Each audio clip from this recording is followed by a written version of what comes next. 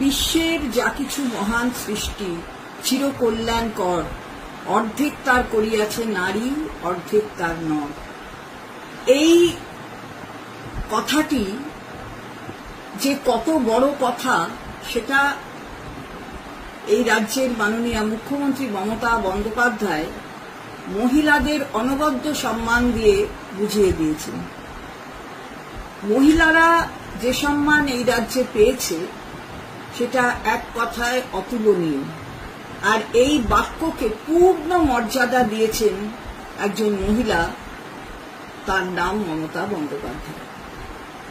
আজকে কন্যাশ্রী, রূপশ্রী, তারই মস্তিষ্ক পোষিত ইউনিসেফের প্রশংসা পাচ্ছি। এর থেকে বড় কি হতে পারে?